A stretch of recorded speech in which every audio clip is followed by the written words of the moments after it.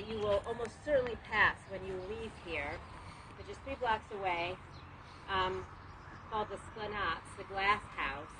And that is like a 6-story Bauhausian, modern architecture looking building, which it'll, as you turn the corner when you leave here, you'll kind of see it facing you. And that's the house that my mother-in-law grew up in. So my husband is living 3 blocks away from the apartment building of his mother. Wow. So she had to flee. So built in 1929, the Petcheks had originally been, they were like the Carnegies, or, you know, they made money in industry, largely coal. So they own a lot of coal mining area, but by the time Otto Petchek was building this house, he was more into banking and finance, so they still had their coal operations. And this house was his dream house. He spent many, many years hiring architects, firing architects, hiring designers. In fact, he actually built the house that's across the yard right there. There's a yellow house, which is currently where our deputy chief of mission lives. He built that house in order to oversee the building of this house. So he moved into that house first, which is nicer than most ambassador residences, actually, and then lived there with his family while he was making sure this thing was up to his specifications. So the family moves in 1929. This is Otto and his wife, and they have 4 children, an older boy and 3 girls. And unfortunately for Otto, he dies of a heart attack in like 1935. So he doesn't get to live here very long. And he leaves behind his widow and the 4 children. At this point, as the 30s are moving on, 3 of the 4 kids have left. They've gone to college. I think they're young, in their late teens, early 20s. And the widow Petchek is left here with her youngest daughter, Eva. And now it's Europe in the late 30s, and this family is Jewish. But they were also, like as I said, the Kennedys of the region. They were the richest and the most influential, and they, like many Jews in Europe, thought that nothing could possibly happen to them. And so the Petchek wife and Eva did not leave. And in fact, actually, at one point, it's interesting, they leave just because. They go to Toronto or something, but then they don't want to stay there, and then they come back in like 38. Wow. Really not a great move. Otto Petchek had a couple of brothers who were still alive. One of whom built a house that's down the road over there, which is now the Russian ambassador's residence, and one of whom built the one right at the end of the street, which is now the Chinese ambassador's residence. Also, huge villas, oversized, whatever. By the way, we've had a bunch of Petchek descendants visit, and we had Petchek's granddaughter come this summer, and she was saying her mother, who grew up in the house, never wanted to bring friends over. This is kind of to the point we were talking about earlier, because she was so embarrassed by the fact that her father built this house. At least in my case, I didn't build a house. I just have to. I'm a temporary resident, but it's kind of funny.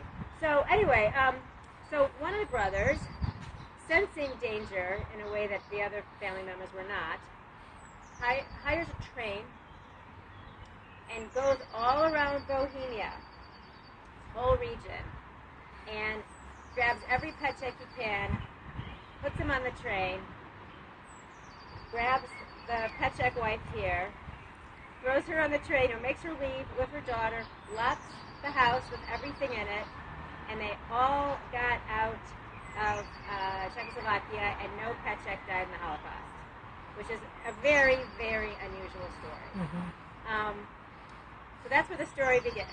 Now, there was a guy who was running the house for the Petcheks at the time, and the story goes that he took some of the more valuable articles, some of the silver and some of the Jewish items, which I'll show you, which remain here inexplicably given what happens next, and he buries them in the yard, apparently. This is what we heard. So, very soon after the Petcheks leave, leaving everything behind, the Nazis march into Prague, and they march in really without a fight. So that's a big historical moment. It's one of the earliest things that happens in the war. It happens actually before the war starts.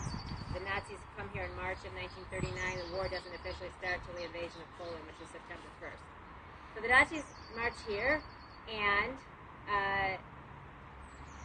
the general for the region sees the house, which is empty, and takes a liking to the house and moves into the house. So Petcheks have left. There's a Nazi general here. There's actually two Nazi generals who live here. So there's the first guy who lives here, and I'll show you, remind me to show you this. The previous ambassador who used to live here, who I think Felina's met, is currently writing a book about the history of the 20th century, this part of the region, using the house as kind of a way to do it. So he was over here a couple months ago, and he went to the library and he sort of shook out every book, which are the original Petchek books, to see what he could find. And what came flying down was a newspaper clipping from one of them, and we looked at it, and it was a clipping of a general, the guy who lived here, reviewing his troops. So reviewing the German troops in Prague. And I guess he cut it out to send to his grandmother or something. I don't know. He didn't make it. So we have this sort of interesting newspaper clipping here. Anyway, he lived here for a short amount of time, but he I don't know if he was deployed elsewhere, but then he was replaced by a guy named General Toussaint. And General Toussaint lived here for most of the war. Now, General Toussaint, a Nazi general, sounds French, but he's German, was actually, late in the war, implicated in the plot to kill Hitler. At one point, Hitler's own army had some people rise up to try and kill him, and the plot was found out, and everybody was killed. And the reason General Toussaint wasn't killed was that he really wasn't found out, because somewhere up the paper chain, some officer that either he used to work for him or he used to work for, who they had a good relationship, was in the chain with the evidence, saw that Toussaint was implicated in, and burned the evidence or whatever, so that Toussaint never was linked to the plot.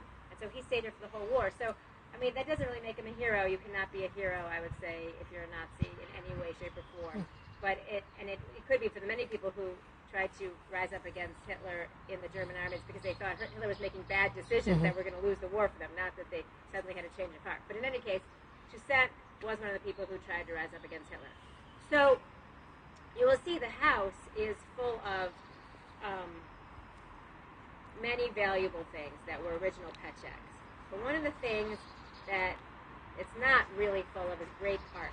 Now you'll see, we have some American art in here, which I'll show you, but when we moved in here, the original Petchek art was on the wall, and we used to joke it was a bunch of, like, super sad, very black oil paintings. It was a sad lady in a scarf, and it was a sad family, and it was a sad landscape. It was, like, all sad. And our understanding, it kind of is incongruous with the very good taste that the Petcheks had in everything. And what we understand is that the Nazi general, at the end of the war, when he has to leave, and we'll talk about that in a minute, took some of the best stuff back to Berlin with him. So that's like maybe one consequence of having a Nazi here. But anyway, General Toussaint loved the house, kept the house pristine. He kept everything intact. We're very fortunate that that he cared about it. And that his hope was at the end of the war, he would bring everything back to Germany as a triumph.